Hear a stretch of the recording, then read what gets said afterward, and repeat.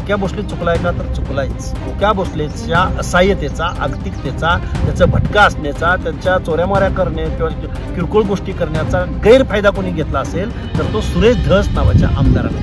अहो, एखाद्या मेंढपाळाच्या 4 मेंढ्या जर त्या वन खात्याच्या जागेत गेल्या तर त्या मेंढपाळाला ढोपर सोडून काढणार हा वन विभाग. त्याला हरणं मारली जात असताना कळालं नसावं. एक हत्या महाराष्ट्राच्या समोर आली, पण अशा हत्या मला वाटतंय महाराष्ट्रामध्ये दिवसाला घडतायत. टेबल लावून जर कुणाला दाखले वाटले जात असतील आणि इकडे विजय एनटीचे, एससीचे, एसटीचे दाखले काढत असताना 6-6 महिने त्या माणसांना खेटे घालावे लागत असतात. शासनाला कुणी अधिकार दिला की तुम्ही टेबल लावून सर्टिफिकेट इश्यू करायचा? म्हणजे अॅट्रॉसिटी ॲक्ट ज्या दलितांचं, ज्या आदिवासींचं कवच कुंडल बनायला हवा होता तो कवच कुंडल न बनता तो अॅट्रॉसिटी ॲक्ट कुणाचं तरी वेपन म्हणून, कुणाची तरी जिरवण्यासाठी म्हणून इथल्या पुढाऱ्यांच्या हातचं बाहुलं बनलं. जन्मानं ओबीसी असून चालणार नाही, जन्मानं ओबीसी असलेला मंत्री असून चालणार नाही, तर ओबीसीची भूमिका घेणारा ओबीसी मंत्री, ओबीसी लीडर, ओबीसी आमदार जोपर्यंत इथं जन्माला येणार नाही तोपर्यंत मला नाही वाटत की ओबीसीला काय पर्यंत घ्यायचं. नमस्कार, मी सागर गोतपागर राईट अँगलमध्ये आपलं सहर्ष स्वागत करतो. महाराष्ट्रामधलं सध्याचं राजकीय आणि सामाजिक वातावरण जर आपण बघितलं तर 19व्या शतकाची पार्श्वभूमी आठवावी अशा प्रकारचं राजकीय आणि सामाजिक वातावरण जे आहे ते महाराष्ट्रामध्ये आता सुरू झालेलं आहे. प्रबोधनाचं युग पुन्हा सुरू करावं, संत महात्म्यांनी पुन्हा जन्म घ्यावा अशा प्रकारचं एक वातावरण महाराष्ट्रामध्ये सुरू झालेलं आहे.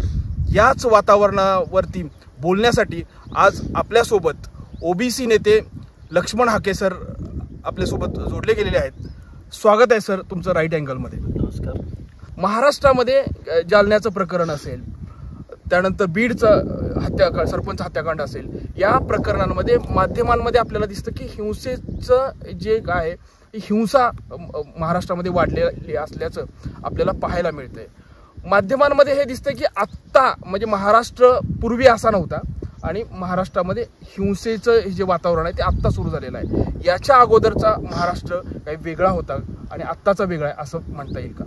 असं म्हणता येणार नाही. महाराष्ट्रामध्ये ही गुन्हे, घटना, ऑनर किलिंग असतील, जात वर्चस्वाची भावना असेल किंवा गावगाड्यातली सामाजिक उतरंड असेल किंवा कनिष्ठ वर्गातल्या लोकांचं त्यांच्याकडं पाहण्याचा दृष्टिकोन, अल्पसंख्याकांकडं पाहण्याचा दृष्टिकोन हे वास्तवच आहे.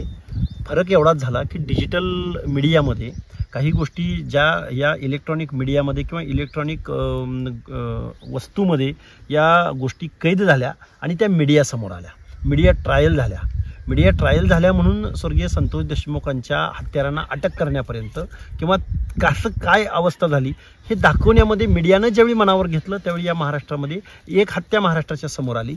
पण अशा हत्या मला वाटतंय महाराष्ट्रामध्ये दिवसाला घडतायत. स्वर्गीय संतोष देशमुखांची हत्या झाल्यानंतर या महाराष्ट्रामध्ये काही ठराविक हत्या की ज्या हत्यांना वाचा फोडण्याचं काम मी केलं त्या मी तुम्हाला देणगी दाखल मी तुमच्यासमोर सांगू शकतो.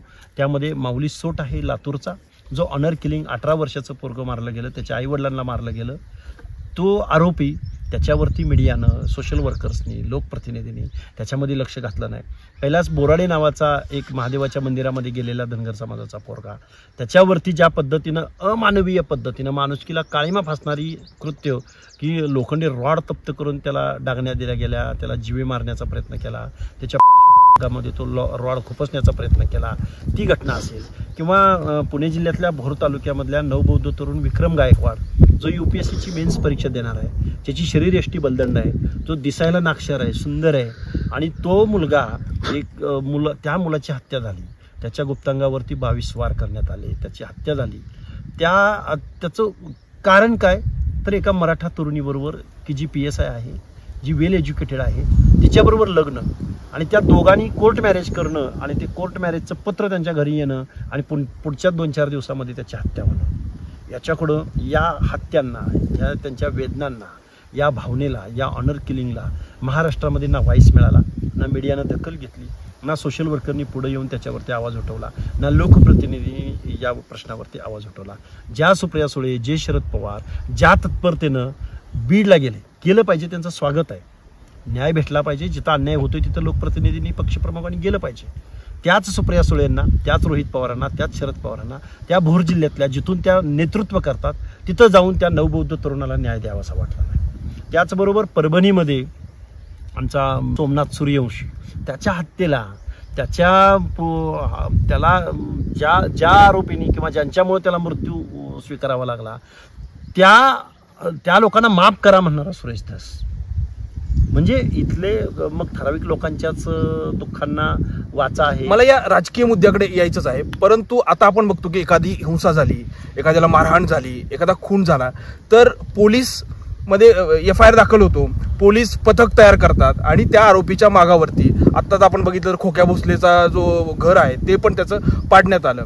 एखादा हत्याकांड घडल्यानंतर पोलीस पथक आरोपीच्या शोधात लागतात, परंतु या अगोदर हे राजकारणी असतील किंवा प्रशासन असेल, पोलीस प्रशासन खास करून असेल, हे प्रशासन अशा घटना घडू नये यासाठी किती प्रयत्न करतं आणि हे सगळे हत्याकांड आहेत आणि भागाभागामध्ये जे गुंडगिरी वाढलेली आहे हे नेमकं कुणाचं प्रॉडक्ट आहे? हे प्रोडक्ट ज्या पद्धतीनं राजकारण्यांचं आहे, निवडणुका जिंकण्यासाठी मॅन, मनी, मसल या तिन्ही गोष्टींची 3Mची पॉवर लागते. मग त्याच्यामध्ये त्यांना गुन्हेगार चालतात, त्याच्यामध्ये सराईत, मटका, बुक्की असे धंदे करणारी माणसं चालतात. जसं राजकारण्यांना ह्याची गरज आहे तशीच पोलीस डिपार्टमेंट म्हणजे ब्युरोक्रॉसी जी आपली आहे, शासन प्रशासन, मग ते महसूलचं असो किंवा मग पोलीस डिपार्टमेंट असो, या लोकांनी सुद्धा ही माणसं पाळलेली असतात एका सर्टन लिमिटपर्यंत. ज्यावेळी इलेक्ट्रॉनिक मीडियाच्या माध्यमातून किंवा तुमच्या पत्रकारांच्या माध्यमातून एखादी गोष्ट चव्हाट्यावर येते त्यावेळी हीच माणसं हात वर करून रिकामे होतात. ज्या खोक्या भोसलेला, जो एक पारधी समाजाचा आहे, जो एक आदिवासी समाजाचा मुलगा आहे, त्या मुलाच्या सराईतपणाचा फायदा इथल्या व्यवस्थेनं म्हणजे त्याच तालुक्याचा लोकप्रतिनिधी आमदार असणाऱ्या सुरेश धसानं चपकलपणे उचललेला आहे. तोच खोक्या भोसले याच सुरेश धसांच्या निवडणुकीच्या कालावधीमध्ये 100 गाड्यांची रॅली घेऊन येत होता. तोच खोक्या भोसले त्या भागातली वसुली वेगवेगळ्या 2 नंबर धंद्यांची ही सगळी वसुली म्हणजे सुरेश धसासाठी कुठल्याही प्रकारचं काम करणारा हा खोक्या भोसले. दुर्दैव हे आहे की आमच्या भटक्या विमुक्त जाती जमातीच्या अप्रवर्गामधला हा माणूस त्या सराईतपणाचा फायदा, त्याला काय न्याय मिळायला हवा होता. थोडंसं मी एक कार्यकर्ता म्हणून बोलतो, त्या पारधी समाजाला किंवा त्या आदिवासी समाजाच्या माणसांना सिव्हिलायझेशनच्या प्रक्रियेमध्ये आणणं हे तिथल्या लोकप्रतिनिधीचं काम आहे. हे तिथल्या लोकप्रतिनिधीनं त्याला घरकुल उपलब्ध करून देणं, त्याला 1 गुंठा जमीन त्या गावामध्ये उपलब्ध करून देणं हे तिथल्या लोकप्रतिनिधीचं काम आहे. ज्या वन विभागानं खोक्या भोसलेचं हे सगळं प्रकरण समोर आल्यानंतर ज्या वन विभागानं अतिक्रमण काढण्यासाठी त्या खोक्या भोसले आणि त्याच्या भाऊबंदकीवरती बुलडोझर चालवला, मी त्या खोक्या भोसलेची सिंपती म्हणून नाही बोलत. खोक्या भोसले चुकलाय का तर चुकलायच, पण खोक्या भोसलेच्या असहाय्यतेचा, आर्थिकतेचा, त्याचं भटका असण्याचा, त्यांच्या चोऱ्यामाऱ्या करणे किंवा किरकोळ गोष्टी करण्याचा गैरफायदा कोणी घेतला असेल तर तो सुरेश धस नावाच्या आमदारानं घेतला आहे. मी डायरेक्ट नाव घेऊन बोलतोय. त्याचवेळी तिथला जो PI आहे त्या PIनं त्याचा फायदा घेतला आहे. त्याचबरोबर वन विभाग ज्या तत्परतेनं त्याच्या घरावरती कारवाई करतं, त्याच तत्परतेनं त्या हरणांच्या शिकारी होत होत्या ते वन विभागाला माहीत नव्हतं. अहो, एखाद्या मेंढपाळाच्या 4 मेंढ्या जर त्या वन खात्याच्या जागेत गेल्या तर त्या मेंढपाळाला ढोपर सोलून काढणारा हा वन विभाग, त्याला हरणं मारली जात असताना कळालं नसावं. ही ब्युरोक्रसी आहे. इथला सर्व शासन प्रशासन ह्या ज्या सगळ्या गोष्टी आहेत ह्यांना गुंड लागतात, यांना अशी गुन्हेगारी कृत्य करणारी माणसं लागतात. हे आजचं नाही आहे. तुम्ही मगाशी प्रश्न विचारला की अलीकडे होतंय का? नाही, हे पहिल्यापासून होतंय. गावच्या वेशीवर नाईकाला आणून बसवला. नाईक म्हणजे कोण तर माझा बेडर रामोश. त्याच्या हातात कुऱ्हाड दिली. का कुऱ्हाड दिली? तो गावच्या पाटलासाठी काम करायचा, गावच्या सरपंचासाठी काम करायचा, तो त्याचा चपकलपणे वापर करून घ्यायचा. मग हे पिढ्यानपिढ्या चालत आलेलं आहे. हे नवीन वर्जन आहे सुरेश धस आणि खोक्या भोसले, हे नवीन वर्जन आहे. जुन्या कालावधीमध्ये अशाच पद्धतीनं गावगाड्यामध्ये लोकांच्या आर्थिकतेचा, असहाय्यतेचा, गरिबीचा, दारिद्र्याचा, पोटाच्या 1 पायलीभर धान्याच्या मोबदल्यामध्ये भोग घेणारी माणसं, 1 पायलीचं धान्य एका महिलेला देणं आणि तिचा भोग घेणं हे आजपर्यंत चालत आलेलं आहे. हे सगळं प्रकरण झाल्यानंतर ज्या ढाकणे पिता पुत्रांनी ज्याचे दात पाडले गेले, ज्याला खोक्यानी पायावरती ह्याच्यावरती बॅटनं मारल्यानंतर त्याचा गुडघा निकामी झाला आहे, पिता पुत्र कसे काय विनयभंग करू शकतात? एक वयोवृद्ध पिता आहे ढाकणे नावाचा, त्याच्या गळ्यामध्ये तुळशीची माळ आहे, म्हणजे पंढरीची माळ आहे, जो पंढरीचा हे करणारा माणूस आहे, आणि जरी विनयभंग केला असेल तर पिता पुत्र कसे काय विनयभंग करू शकतात? आणि मग ही घटना घडल्यानंतर का अॅट्रॉसिटीचा कायदा गुन्हा दाखल झाला? मला हाच मुद्दा विचारायचा की अॅट्रॉसिटीच्या घटना ज्या आहेत महाराष्ट्रामध्ये सातत्याने घडत असतात आणि कित्येक फिर्यादी जे आहेत, जे पीडित आहेत, ते केवळ FIR दाखल व्हावा म्हणून 6 महिने प्रयत्न करताना दिसतात. त्यांचा FIR दाखल होत नाही. परंतु या केसेसमध्ये, अशा प्रकारच्या केसेसमध्ये तातडीने FIR दाखल होतो. म्हणजे खऱ्या पीडितावरती काय बघा कसा विषय आहे. अॅट्रॉसिटी ऍक्ट हा दलितांना, शोषितांना, आदिवासींना त्यांना त्यांच्यावरती होणाऱ्या आक्रमणांपासून, त्यांच्यावरती होणाऱ्या अन्यायापासून वाचा फोडण्यासाठी जे एक डॉक्टर बाबासाहेब आंबेडकरांच्या संविधानानं हे एक कवच कुंडल दिलं आहे दलितांना. हे या कवच कुंडलाचा उपयोग जो विक्टीम आहे तो विक्टीम ज्यावेळी तो अॅट्रॉसिटी कायदा लावायला जातो त्यावेळी अॅट्रॉसिटी कायदा किंवा तो गुन्हा दाखल करून घेतला जात नाही. पण ज्यावेळी कुणासाठी तरी आणि कुणाची तरी जिरवण्यासाठी, राजकारणासाठी म्हणून ज्यावेळी अॅट्रॉसिटी कायदा लावायचा असतो त्यावेळी तो पोलीस अधिकारी तो कायदा लगेच लावून घेतो. म्हणजे अॅट्रॉसिटी ऍक्ट ज्या दलितांचं, ज्या आदिवासींचं कवच कुंडल बनायला हवा होता तो कवच कुंडल न बनता तो अॅट्रॉसिटी ऍक्ट कुणाचं तरी वेपन म्हणून, कुणाची तरी जिरवण्यासाठी म्हणून इथल्या पुढाऱ्यांच्या हातचं बाहुलं बनलंय.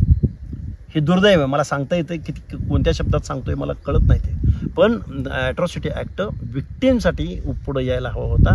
हे डॉक्टर बाबासाहेब आंबेडकरांच्या संविधानातलं हे हत्यार, हे वेपन आज कुणाच्या तरी हाती जाऊन बसले आणि कुणाचं तरी राजकारणाचं स्कोअर सेट करण्यासाठी आजही अॅट्रॉसिटीचा म्हणजे मिसयूज जो म्हणतात, जो प्रॉपर यूज व्हायला पाहिजे होता तो प्रॉपर यूज न होता त्याचा मिसयूज होताना दिसतोय.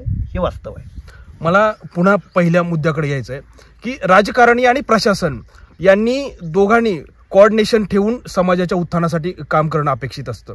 पण जेव्हा या दोघांनी म्हणजे ब्युरोक्रेसीवरती राजकारण्यांचं प्रभुत्व असणं किंवा त्यांच्यासाठी यांनी काम करणं ही या महाराष्ट्रामध्ये हे वाढताना दिसतंय आपल्याला.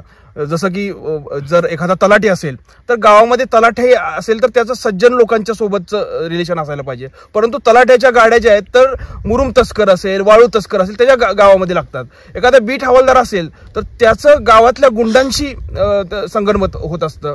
आणि अशाच पद्धतीनं वरच्या स्तरावरती देखील अधिकाऱ्यांचं हे असतं. हे जे प्रशासन आहे, पोलीस प्रशासन असेल किंवा महसूल प्रशासन असेल, हे राजकारण्यांच्या दबावामध्ये किंवा राजकारण्यांसाठी काम करते असं म्हणता येईल. हे अभद्र युती आहे. मी मगाशी सांगितलं तुम्हाला, इथं देशामध्ये ही जी राजसत्ता ही बाबासाहेब आंबेडकर म्हणायचे की पंक्तीला बसलेल्या शेवटच्या घटकापर्यंत हा सुग्रास असा स्वयंपाक लोकशाहीचा पोचला पाहिजे. पण झालं काय, ज्यांच्या हातामध्ये जो वाढप्या झाला त्या वाढप्यानं फक्त पाहुण्या रावळ्यांना तोंड बघून हा स्वयंपाक वाढला. जो आजही शोषित आहे, वंचित आहे, त्याचं नेचर बदललंय, त्याचं स्वरूप बदललंय, पण तो तिथल्या तिथंच आहे आजही. आणि मग गुन्हेगारीचं राजकारण झालं का राजकारणाचं गुन्हेगारीकरण झालं. निवडणुकी भोवती ज्यावेळी इथली व्यवस्था फिरायला लागली त्यावेळी तिथं सोशल जस्टिस उरला नाही, तिथं दलित उरला नाही, तिथं आदिवासी उरला नाही, तिथं योजना उरल्या नाही, तिथं बजेटरी तरतूद उरली नाही, तिथं जमिनीचा एखादा तुकडा आजही इथल्या भटक्या विमुक्त जाती जमातीच्या लोकांना, NT-ब प्रवर्गातल्या माणसांना आजही गावगाड्यामध्ये पाल टाकण्याशिवाय आणि 8 दिवसाच्या पलीकडे मुक्काम एका गावात करता येत नाही. आज ही फॅक्ट आहे. जो फुले शाहू आंबेडकरांचा महाराष्ट्र म्हटला जातो, जो पुरोगामी महाराष्ट्र म्हणून हीच लोक मायलेज घेतात, ज्या महाराष्ट्र इतर राज्यांच्या तुलनेमध्ये प्रगतीच्या वाटेवरती एक अग्रक्रमावर असलेला महाराष्ट्र, पण महाराष्ट्राचं वास्तव हे भयानक आहे. महाराष्ट्राच्या कायद्याच्या सभागृहात आत्ताच कालचं बजेट झालं. या बजेटमध्ये या महाराष्ट्राच्या गावगाड्यामध्ये अर्ध्याहून जास्त लोकसंख्या असणाऱ्या ओबीसींच्या बजेटचं काय तरतूद आहे ती बघा. आदिवासींना किंवा दलितांना किती प्रमाणात यायला पाहिजे, कायद्यानं कंपल्शन संविधानामध्ये असताना सुद्धा त्यांच्यापर्यंत आज योजना पोहोचत नाहीत. आदिवासींना एवढ्या मोठ्या योजना मिळालेल्या आहेत, पण आजही आदिवासी जल, जंगल, पाणी याच्या शोधातच आहे. आजही तो मोहाची दारू पितो. आजही त्याचं सिव्हिलायझेशनमधलं 10% सुद्धा आजही तो सिव्हिलायझेड बनू शकलेला नाही. हे वास्तव आहे. कुठला अमृत महोत्सव आणि काय तुमचे हजारो लाखो करोडो रुपयांच्या GSTच्या माध्यमातून तुमचा आर्थिक स्तर उंचावणं असेल किंवा तुम्ही अमृतकाल साजरा करणं असेल, जगातली 4-5 नंबरची सुपर पॉवर बनणं असेल, तुम्ही आजही सोशल जस्टिस देऊ शकत नाही. आजही सामाजिक माणसाला माणूस म्हणून जगू शकत नाही तुम्ही आजही. हे अपेक्षित होतं का? हे आपल्या देश स्वतंत्र करून घेणाऱ्या आपल्या स्वातंत्र्य सैनिकांना हे अपेक्षित होतं का? आज प्रत्येकाला असं वाटतंय की माझं काय, म्हणजे इथले लोकप्रतिनिधी असतील, इथले सामाजिक न्यायमंत्री असतील, इथले मुख्यमंत्री असतील, हे भयानक आहे. जोपर्यंत निवडणुकीभोवती वर्षाला एक निवडणूक आहेच. आज गावगाड्यामध्ये 2 गट असतात, त्या 2 गटामध्ये एकमेकाच्या शेतात न जाणं, एकमेकाची जिरवणं, एकमेकाच्या लग्नात न जाणं, एकमेकाला वाळीत टाकणं. नवीन अस्पृश्यता आता आली महाराष्ट्रामध्ये. नवे पॅरामीटर्स आलेत, नवीन निकष आलेत. तू आमच्या पार्टीला नव्हता काय, मग तुझं बघतोच. तुला कशी योजना मिळते ते बघतोच. तुला कसं इलेक्ट्रॉनिक म्हणजे तुला कशी लाईट हे मिळते बघतोच. तुला कुठं जिरवायचं ते बघतोच. हे नवीन बदललंय आणि हे भयंकर वास्तव आहे महाराष्ट्राचं. या वास्तवामध्ये भटक्या विमुक्तांचं तरी इतर सगळ्या कम्युनिटीजपेक्षा भटक्या विमुक्तांचं मोठा हाल आहे. मी एक उदाहरण सांगेन तुम्हाला की एक पारधी व्यक्ती पालामध्ये बसलेला, त्यानं फास्याकडे बोट दाखवलं आणि तो म्हणाला की साहेब ते फासे जे दिसत आहेत ना, तर ते फासे म्हणजे आमची लक्ष्मी आहे.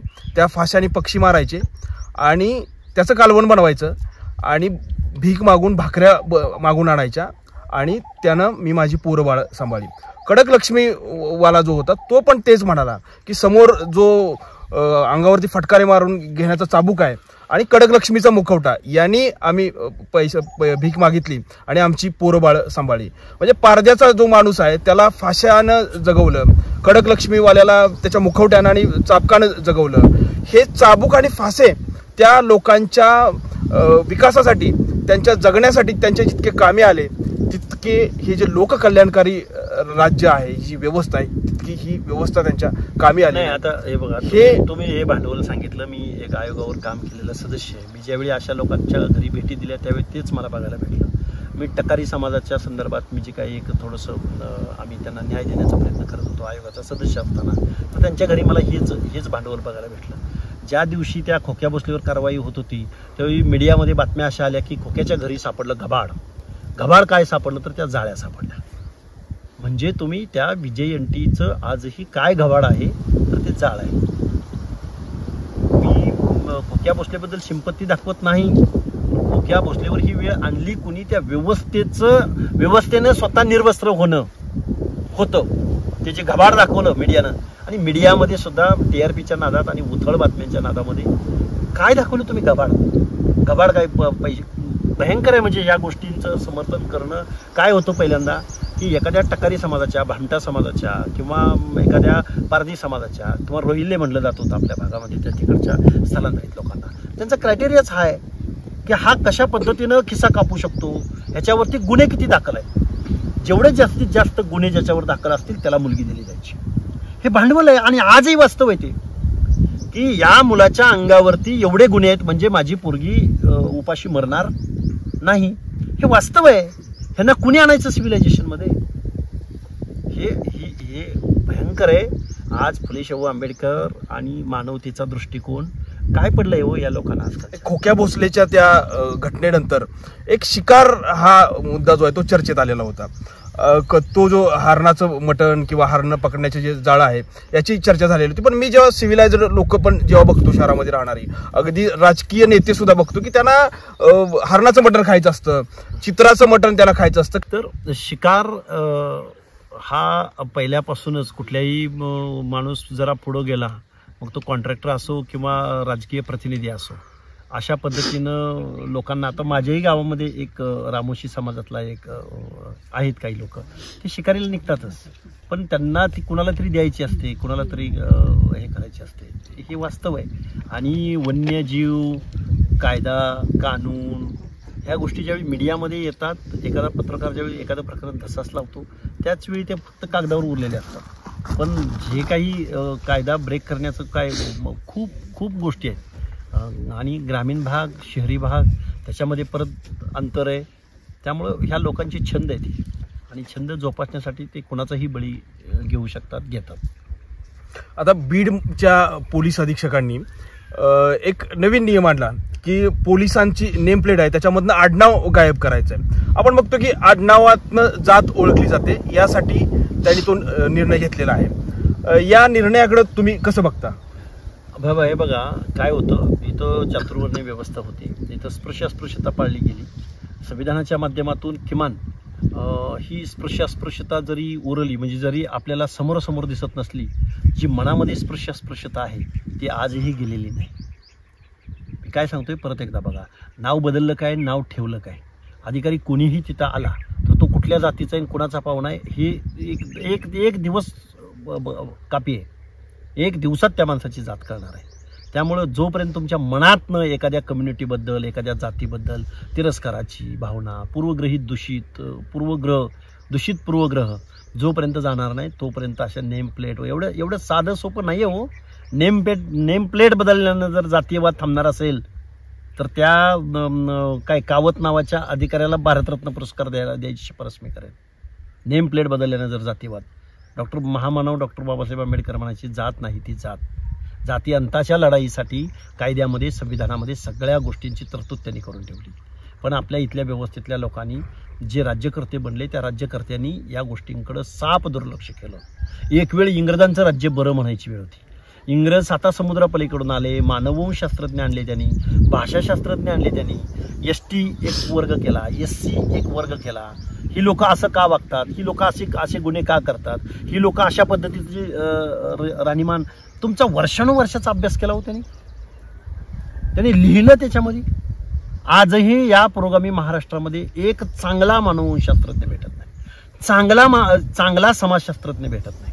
आज एवढं महाराष्ट्रामधलं वातावरण कलुषित आहे. मराठवाड्यामध्ये 2 समाजामध्ये तेढ निर्माण झालेली आहे. एका बाजूला OBC, एका बाजूला मराठा, एका बाजूला दलित, एका बाजूला अल्पसंख्याक. आजही एक समाजशास्त्रज्ञ खुलून पुढे येत नाही. मुख्यमंत्री उपमुख्यमंत्र्यांना सांगत नाही की अशा पद्धतीचं आपल्याला काम करावं लागेल. एकही माणूस पुढे येत नाही. Prevention better than cure.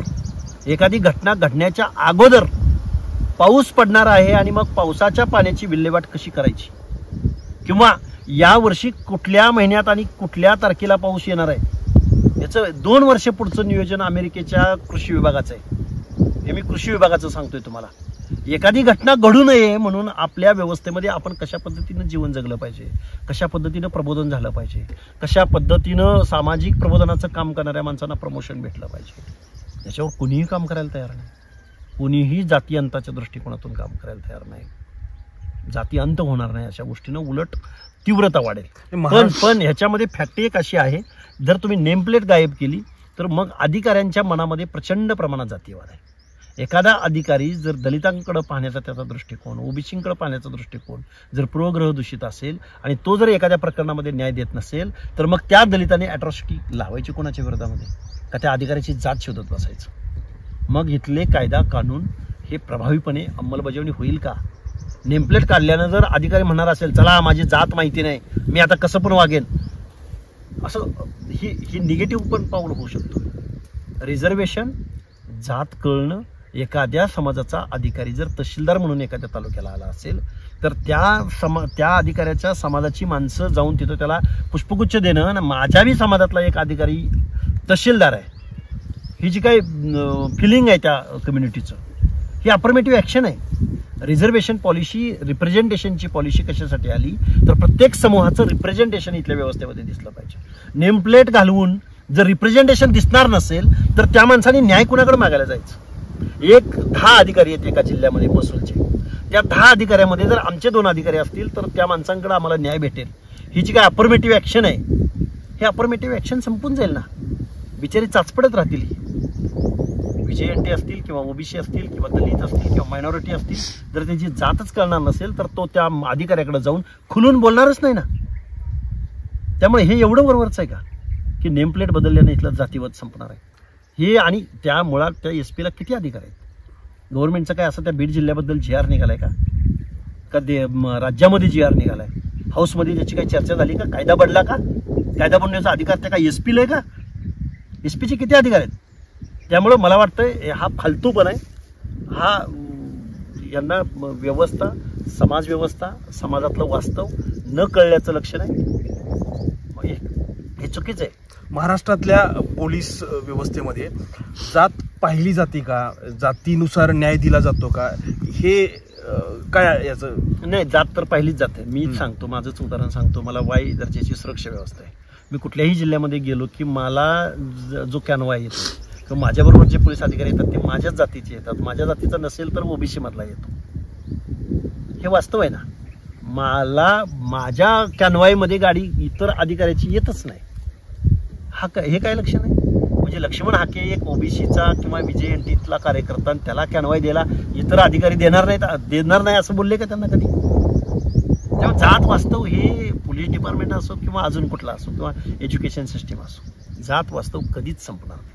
कारण संपण्यासाठी तसे प्रामाणिक प्रयत्न असायला हवे होते आणि तशी तेवढ्या मोठ्या उंचीची माणसं असायला हवी होती. कर्मवीर बाबूराव पाटील असायला हवे होते, फुलेशाहू आंबेडकर असायला हवे होते, विनोबा भावे असायला हवे होते. नाही, हे कुणाला करायचं नाहीये ना. उलट जातीय भावना आणि जातीय अस्मितेचे कंगोरे हे तीव्र होताना दिसत चाललेले आहेत. कारण निवडणुकीचं गणित या कंगोऱ्यावरती अवलंबून असतं. मग ते कितीही धारदार असो, ते दुधारी असो, जातीचे कंगोरे हे जोपासले जात आहेत, जातीच्या अस्मिता या जोपासल्या जात आहेत. त्या कम्युनिटीनं जात अस्मिता बाळगणं वेगळं आणि वरिष्ठ राजकारणी लोकांनी, प्रशासकीय लोकांनी ते कंगोरे जोपासणं वेगळं. ज्यावेळी लोकप्रतिनिधी निवडून जातो त्यावेळी तो टोटल समाजाचा असतो. ज्यावेळी मुख्यमंत्री होतो त्यावेळी 12-13 करोड जनतेचा दायित्वाची शपथ त्याच्याकडे असते. परंतु मुख्यमंत्री तसं न वागता टेबल लावून जर कुणाला दाखले वाटले जात असतील आणि इकडे विजय एनटीचे, एससीचे, एसटीचे दाखले काढत असताना 6-6 महिने त्या माणसांना खेटे घालावे लागत असतील, शासनाला कुणी अधिकार दिला की तुम्ही टेबल लावून सर्टिफिकेट इश्यू करायचा? इथे एक स्वायत्त संस्था आहे कास्ट इश्यू करणारी, कास्ट व्हेरीफाय करणारी, कास्ट व्हॅलिडिटी करणारी स्वायत्त संस्था आहे ना, ज्याला लिगल ॲस्पेक्ट आहे ना, ज्याला न्यायिक अधिकार आहेत ना. हे न होता शासन कसं काय वाटू शकतं? हे भयंकर घटनेशी द्रोह आहे. घटनेवरती, घटनेतल्या सामाजिक तत्वांवरती, सामाजिक न्यायाच्या धोरणावरती हा दरोडा घातला जातोय आणि तोही कुणाकडून घातला जातोय? तर लोकनियुक्त आमदारांकडून, लोकनियुक्त सरकारकडून, लोकनियुक्त मंत्र्यांकडून, लोकनियुक्त मुख्यमंत्र्यांकडून घातला जातोय. हे भयंकर आहे. बाबासाहेब बोलले होते की हे संविधान जर योग्य माणसाच्या हाती नाही गेलं तर या संविधानाचा काहीही उपयोग होणार नाही. आणि ते आज आपल्याला अमृत महोत्सवाच्या कालावधीमध्ये बघायला भेटतंय. एका बाजूला महाराष्ट्रामध्ये आरक्षणाच्या मागणीसाठी ओबीसी आणि मराठा एकमेकांच्या विरोधामध्ये उभे टाकलेले आहेत. महाराष्ट्रातली सामाजिक विंग जी आहे ती सुद्धा सैल झालेली होती. परंतु सध्या अस्तित्वात असलेलं ओबीसीचं आरक्षण, एससी एसटीचं शैक्षणिक आणि नोकऱ्यांमधलं आरक्षण, याचा लाभ ओबीसींना, एससी एसटीजना मिळतोय का? आणि त्यानंतर शैक्षणिक स्थिती काय आहे? हे बघा, एससी एसटी, ओबीसी, एसबीसी ह्या लोकांना कागदावरती किंवा कायद्यात तरतुदी असून चालणार नाही. जोपर्यंत एक वर्षाला एक बजेट दाखल केलं जातं त्या बजेटमध्ये जोपर्यंत तरतुदी होणार नाहीत, किती असतील या भटक्या विमुक्त जाती जमातीची घरं, एक बजेट असं ठरवा ना की पालमुक्त महाराष्ट्र. मुख्यमंत्री एखादा घोषणा देईल का असं की माझ्या महाराष्ट्रामध्ये एकही पाल असणार नाही? द्या ना, अशी करा ना घोषणा की एकही मुलगी 10वीच्या अगोदर लग्न करणार नाही, तिचं शिक्षण थांबणार नाही. देईल एखादा मुख्यमंत्री अशी घोषणा? या एज्युकेशनमध्ये जे गळतीचं प्रमाण आहे ते कुठल्या कम्युनिटीमधल्या मुलींचं आहे याच्यावरती एखादा आयोग बसेल? ज्या सुप्रीम कोर्टानं ओबीसी संदर्भातला इम्पेरिकल डेटा शासनाला मागितला की ज्या डेटामुळं, ज्या टेक्निकल बाबीमुळं आज महाराष्ट्रातल्या गेल्या 4-5 वर्षापासून पंचायत राजच्या निवडणुका होत नाहीत, ते प्रशासन त्या निवडणुका चालवतोय. मुख्यमंत्री बोलतील याच्यावर? एखादा आमदार असेंब्ली हाऊसमध्ये एखादा प्रश्न उपस्थित करेल? बजेट कुणाला दिलं जातं, पैसे कुणाचे आहेत आणि कुणाला गरज आहे त्याची प्रायोरिटी ठरेल. देशाला स्वातंत्र्य मिळाल्यापासून रस्ता, वीज, पाणी बेसिक गोष्टीच्या पुढेच तुम्ही जाऊ शकत नाही. तुमचं एज्युकेशन बद्दल धोरण नाही, तुमचं क्रीडा धोरण नाही, तुमचं युवा धोरण नाही. जगामध्ये 1 नंबरचा भारत देश लोकसंख्येचा, तुम्ही एका हाताच्या बोटावर मोजण्याएवढी ऑलिम्पिकमध्ये बक्षीस आणू शकत नाही. मग तुमच्या या सुपर पॉवर असलेला अर्थ काय, मिनिंग काय? देव, धर्म, भोळेपणा या गोष्टी करणार तुम्ही? हे भयंकर आहे आणि वास्तव आहे. आणि मला वाटतं इंग्रजांचा अजून एक 50 वर्ष अंमल या देशावर असायला हवा होता. आपण प्रगत देशाच्या यादीमध्ये जाऊन बसलो. महाराष्ट्रातलं हे जे सामाजिक वातावरण आहे, राजकीय वातावरण आता आपण जे बघतोय, पण याला पर्याय काय, याच्यावरती मार्ग काय? संविधानाप्रमाणे जोपर्यंत इथं लोक चालणार नाही किंवा माणसाकडं माणूस म्हणून जोपर्यंत बघण्याचा दृष्टिकोन इथल्या राज्यकर्त्यांच्या किंवा सिव्हिल म्हणजे सर्व्हिसेसमधल्या लोकांच्या मनामध्ये येणार नाही, जोपर्यंत एखादा मुलगा UPSC अथवा MPSCची परीक्षा पास होणार असतो तोपर्यंत त्याला संविधान माहीत असतं, सोशल जस्टिस माहीत असतो, त्याला आदिवासी माहीत असतो, त्याला दलित माहीत असतो, त्याचं राहणीमान माहीत असतं, इथला बटवारा काय आहे माहीत असतं, उपजाऊ जमीन कुणाकडे आहे ते माहीत असतं, त्याला महाराष्ट्राचा तोंडावळा माहीत असतो, महाराष्ट्राच्या नद्या माहीत असतात, एखाद्या नदीची हेड कुठला आणि टेल कुठला हे माहीत असतं, किती बंधारे आहेत हे माहीत असतं, त्या बंधाऱ्याची कॅपॅसिटी किती आहे हे माहीत असतं, त्याचं किती TMची पाणी आहे हे माहीत असतं, त्याला कुठल्या भागामध्ये कुठलं पीक येतं हे माहीत असतं. पण ज्या दिवशी तो हा सगळा क्रायटेरिया पूर्ण करून ज्यावेळी तहसीलदार होतो, कलेक्टर होतो, IPS होतो, IAS होतो, त्यावेळी त्याची जात गळून पडलेली असते, त्याचं सामाजिक भान गळून पडलेलं असतं, त्याच्यासमोरचा दलित गळून पडलेला असतो, त्याच्यासमोर दिनवाना येणारा शेतकरी गळून पडलेला असतो, त्याच्यासमोर तो सगळं त्याच्या डोक्यातून गेलेलं असतं आणि आलेला असतो त्याच्या हातामध्ये रुबाब. हे मी एका प्रशासकीय अधिकाऱ्याचं सांगितलं. सेम उदाहरण आमदाराचं, सेम उदाहरण खासदाराचं, सेम उदाहरण मंत्र्याचं, सेम उदाहरण मुख्यमंत्र्याचं. जोपर्यंत एखादी गोष्ट अचीव होत नाही तोपर्यंत त्याला खूप कंठ फुटलेला असतो. पण ज्यावेळी तो त्या पोझिशनला जातो त्यावेळी तो एकदम सराईत प्रोफेशनल माणसाप्रमाणे तो वागायला सुरुवात करतो. आणि जोपर्यंत हे करणी आणि कथनी याच्यामध्ये हा अंतर राहणार आहे तोपर्यंत हे असंच राहणार आहे. मला पुन्हा OBC आंदोलनाकडे यायचं आहे. मंडल आयोगानंतर पहिल्यांदा OBCंना राजकीय आणि अस्मितेचे जे धुमारे आहेत ते फुटलेले आहेत. OBCंची जी अस्मिता आहे ती आपल्या आंदोलनानंतर एक जागृत झालेली होती आणि त्या प्रमाणामध्ये राजकीय वाटा मिळण्यासाठी OBCंचा संघर्ष जो आहे तो रस्त्यापासून ते अगदी हाऊसपर्यंत सुरू असलेला पाहायला मिळाला. याचा पुढचा टप्पा काय असणार आहे? याचा पुढचा टप्पा असा असेल की OBC नेहमी कोणाचा तरी गुलाम बनला. एकदा ढवळ्या पोळ्याची सत्ता गेली की पुन्हा सोम्या गोम्याची सत्ता निवडून द्यायची, सोम्या गोम्याची सत्ता गेली की ढवळ्या पोळ्याची. माणसं तीच झेंडे बदलतात. आमदार तेच, खासदार तेच, मंत्री तेच. महाराष्ट्राचा अर्थमंत्री गेल्या अनेक विधानसभांचा हे काढून टाका, एकच व्यक्ती आहे महाराष्ट्राचा अर्थमंत्रीच बदलत नाही. म्हणून OBCंना माझी विनंती असेल की काँग्रेस राष्ट्रवादी गेली की भाजपला आणायचं आणि भाजप अलायन्स गेली की हे करण्यापेक्षा नॉर्थ प्रमाणे साऊथ प्रमाणे OBCची भूमिका, OBCचा आवाज आणि OBCचं सरकार जोपर्यंत बनणार नाही तोपर्यंत या महाराष्ट्रातला अर्धा वाईस हा असाच राहील, वंचितच राहील, शोषितच राहील, दुःखित राहील, पीडित राहील. त्यांचं आरक्षण काढून घेतलं जाईल. त्याच्या जागा बांठियाक समितीच्या माध्यमातून आज OBCंच्या 56,000 जागा होत्या त्या 34,000वर आलेल्या आहेत. त्याला कोण जबाबदार? OBCना फक्त मतदान करून ढवळ्या पोळ्याला मतदान करून चालणार नाही. OBCची पार्टी बनावी लागेल आणि खरा जोपर्यंत OBC लीड करणार नाही तोपर्यंत SC ST क्राऊड, आंबेडकरी जनताला सुद्धा आधार भेटणार नाही. जी लढती, जी रिझल्ट काय लागणार आहे याच्या परिणामाची तमा न बाळगता ती लढती. पण OBCचा क्राऊड आजही म्हणतो की हे काय निवडून येणार आहे का, ह्यांना कशाला आपण मतदान करायचं. जो निवडून येणार आहे म्हणजे तुम्ही कुणाला तरी बळी पडून कुणाच्या तरी सांगण्यावरून जे कृत्य करताय ते करायचं तुम्हाला बंद करावं लागेल. साऊथमध्ये ज्या पद्धतीनं एका OBCची सत्ता गेली की दुसऱ्या OBCची येते, एकदा लालू प्रसादची गेली की नितीश कुमारची येते, नितीश कुमारची गेली की तेजस्वी यादवची येते. तसं तुम्हाला इथले OBCचे लीडर पुढे यावे लागतील आणि प्रो मराठा पॉलिसी जी आहे इथल्या सगळ्या लोकांची, जन्मानं OBC असून चालणार नाही, जन्मानं OBC असलेला मंत्री असून चालणार नाही. तर OBCची भूमिका घेणारा OBC मंत्री, OBC लीडर, OBC आमदार जोपर्यंत इथं जन्माला येणार नाही तोपर्यंत मला नाही वाटत की OBCंना काय भवितव्य असेल. तुम्ही महाराष्ट्रावर OBCंच्या साठी फिरताय, आरक्षणाच्या लढाईसाठी फिरताय, अन्याय अत्याचार झाल्यानंतर तुम्ही तिथं हजर होऊन जाब विचारताय.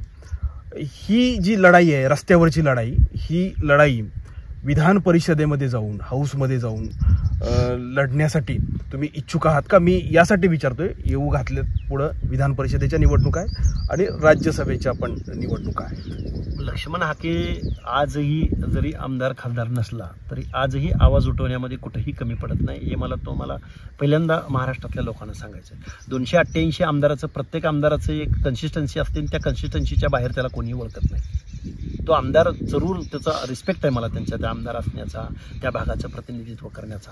पण महाराष्ट्रामधल्या घराघरामध्ये जाऊन OBCलाही हक्क आणि अधिकार आहेत, यांनाही भावना आहेत, यांनाही वेदना आहेत, हे मांडण्याचं काम मी करतोय. त्याच्यामध्ये मी कुठेही कमी पडलेलो नाही. पण लक्ष्मण हाके एकट्यानं कुठल्या तरी वरिष्ठ सभागृहात विधान परिषदेत जाण्यापेक्षा 5-50 माणसं घेऊन जाण्याच्या दृष्टिकोनातून भविष्यात काम करेल आणि तो वाईस जिसकी संख्या जितनी भारी उसकी उतनी सत्ता में भागीदारी काशीरामाने आम्हाला सांगून ठेवले. त्यामुळे आम्हाला आमच्याकडं आयडॉल आमच्याकडं भरपूर आहे, पण संघर्ष खूप मोठा आहे. घराच्या सध्या अस्तित्वात असलेले जे अलायन्सेस आहेत त्यांनी कुणी संधी दिली तर तुम्ही ती स्वीकारणार का? संधी निश्चित, कारण मी काशीरामांना फॉलो करणारा माणूस आहे. मी निश्चित हाऊसमध्ये जाईल. हाऊसमध्ये गेल्याशिवाय मला कायदा कळणार नाही. आणि हा वॉईस, रस्त्यावरचा वॉईस जर कायद्याच्या सभागृहात जाणार असेल आणि तिथल्या वॉईसला अजून एक संविधानिक अधिष्ठान प्राप्त होणार असेल तर ते घ्यायला मला अडचण असणार नाही. पण ओबीसींच्या प्रश्नावर, दलितांच्या प्रश्नावर किंवा सामाजिक न्यायाच्या प्रश्नावर कुठंही तडजोड असणार नाही. मग 10व्या दिवशी राजीनामा द्यायची वेळ आली तरी तो राजीनामा देऊ. राज्य मागासवर्ग आयोगाचा राजीनामा देत असताना मला मुख्यमंत्र्यांची डायरेक्ट ऑफर होती ना, पण ऑफरला बळी नाही ना पडला लक्ष्मण हाकेंनी राजीनामा दिला आणि ओबीसीवर अन्याय होतोय हा आवाज महाराष्ट्रामध्ये उठवला आम्ही. हे वास्तव आहे ना. त्यामुळं हाऊसमध्ये जाणं याच्यापेक्षा या कम्युनिटीसाठी आपल्याला काय करता येतं या दृष्टिकोनातून काम करायला आपल्याला निश्चित आवडेल. स्वातंत्र्यानं 75 ओलांडली, 76वं वर्ष उलटून गेलं तरी देखील महाराष्ट्रातल्या ओबीसींची, भटक्या विमुक्तांची अवस्था जी आहे ती काय आहे तुम्ही या मुलाखतीमध्ये ऐकलं असेल. इथेच थांबतो. पाहत राहा राईट अँगल.